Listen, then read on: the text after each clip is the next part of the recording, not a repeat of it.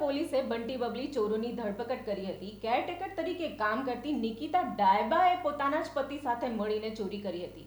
જે માલિકના ત્યાં કેરટેકર તરીકે કામ કરતા હતા તે જ ઘરમાં લૂંટ મચાવી હતી, જેમાં ચોરોએ આશરે 8,50,000ના દાગીનાની ચોરી કરી હતી। આ બંટી બબલી બંને ચોરો મૂળ રાજસ્થાનના રહેવાસી છે। તારીખ 28/2 રોજ સરિતાબેન તુષારભાઈ પાસપોર્ટ દ્વારા સાઉથ લોકલ આરોપી એડિશનમાં રહેતા નિવાસી દ્વારા પોલીસમાં ફરિયાદ કરવામાં આવી હતી કે તેમના ઘરે આશરે 8.5 લાખ જેટલા મુદ્દામાલની ચોરી થયેલી છે।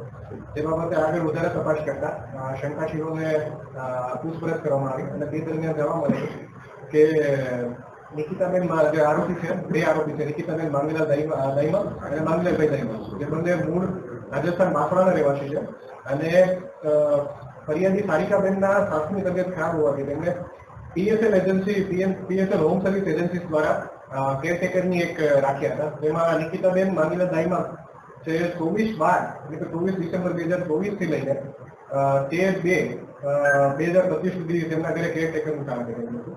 એ દરમિયાન થોડા ટુકડામાં કરી અને આશરે લગભગ 8.5 જેટલા મુદ્દામાલની સોનાના મતાની ચોરી કરેલી છે, જેની અંદર મંગળસૂત્ર, સોનાનો સેટ છે, તેની બંગડીઓ, માટલા અને વિવિધ સોનાના ઘરેણાની અંદર ચોરી કરેલી અને આરોપીની ધરપકડ કરી।